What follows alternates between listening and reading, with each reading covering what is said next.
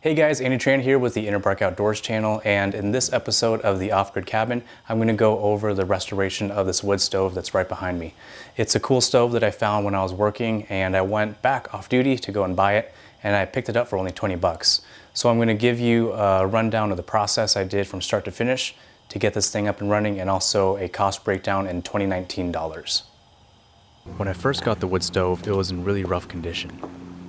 The stove still had a whole bunch of ash and other debris inside of it from the last time someone burned anything in it. It also had quite a bit of corrosion because after they uninstalled the stove, they kept it outside just underneath the tarp. The family that had it previously was going to sell their house and buy a yacht so they could sail around the world, and they were pretty motivated to sell everything quickly.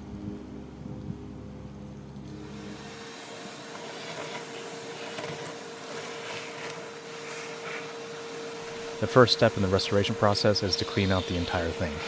This can be done for free, but if you don't have a shop vac or a pressure washer, you can bring this into a self-service car wash and use the vacuum and the pressure washer. The stove is pretty basic. It has none of the high-tech features that the newer stoves these days have, which includes not having any of the fire bricks that we're used to. This stove had about 2 inches of ash in it, and luckily I didn't find any teeth or any bones, so I think we're good to go.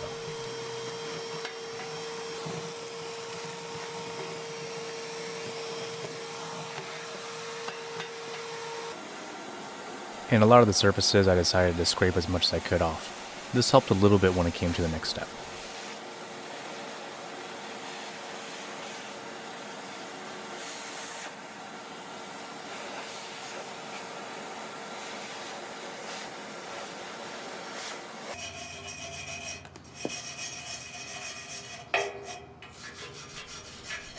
I used a wire brush to get a lot of the rust off, and the rust wasn't too bad, so I didn't need a power tool to brush all this rust off. I decided to use a small brush for most of it because it can get into the smaller cracks and crevices that a larger brush couldn't.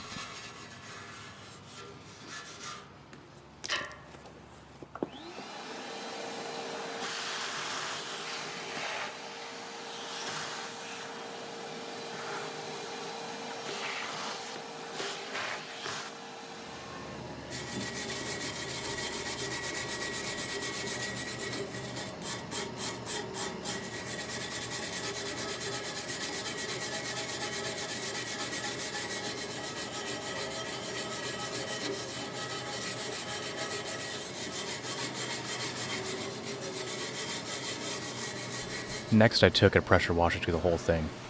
There was still a little bit of rust that needed to get off, and this would actually help with some of that. And the pressure washing also helped get rid of some of the creosote deposits that were on there.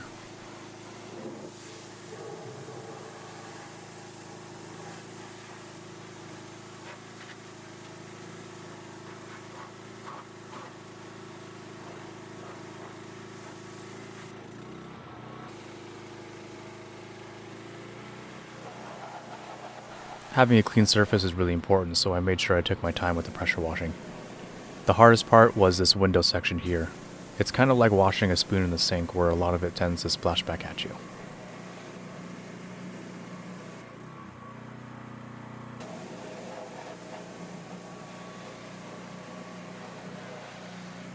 Any of the really stubborn spots, I used the Metal Rescue Rust Remover Gel.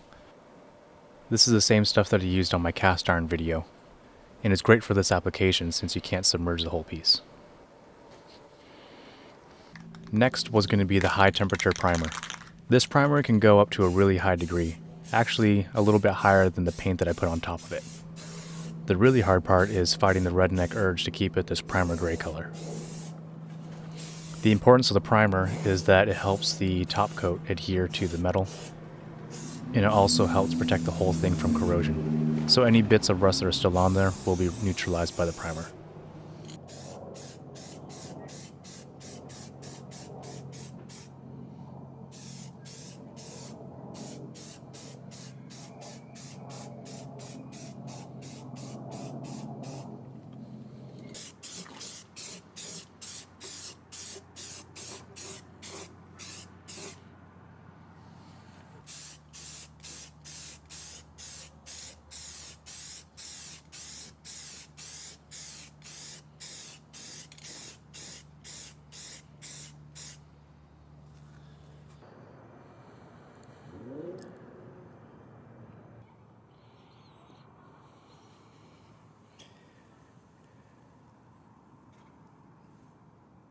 The next thing to do is use a high temperature paint. This stuff is regularly used to restore barbecues and wood stoves, and it's found in the same section as the high temperature primer.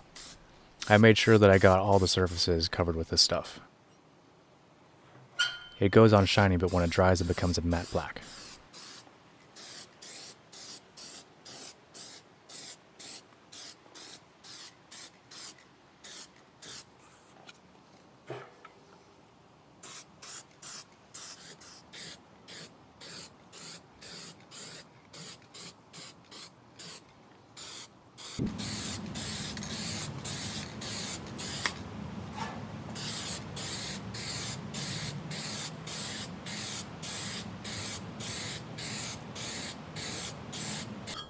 The next step was to line the entire bottom with the fire brick. These fire bricks are about $3.99 a piece, and you can buy them individually at Tractor Supply. You can buy them in bundles at Lowe's or Home Depot, but you can buy them individually at Tractor Supply, and it actually is a little bit cheaper.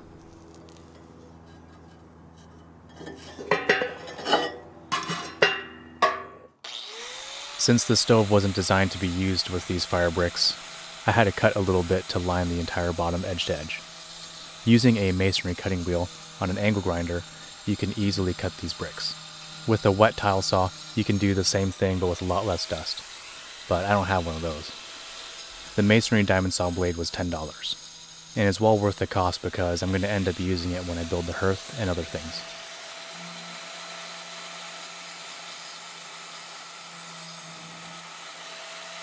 You don't have to cut all the way through, and what I've been doing in order to make it so it doesn't fall onto the ground is just cut most of the way and then tap it a little bit with the hammer.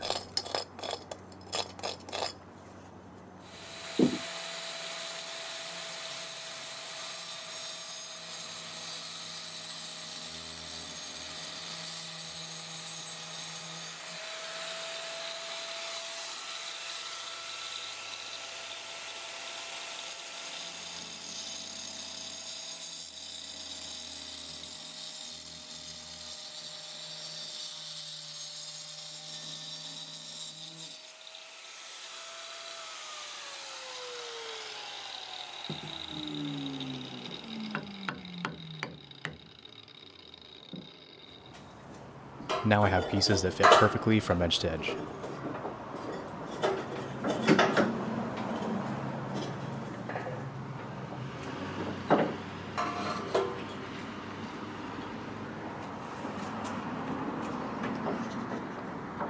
The purpose of the fire brick is to insulate the fire so that there's a more complete burn with all the embers, and also to radiate heat from the bottom going to the top where it's going to be more effectively used by the household. The next step in this process is to actually light a fire on the inside with all the windows and doors open so that the paint can cure.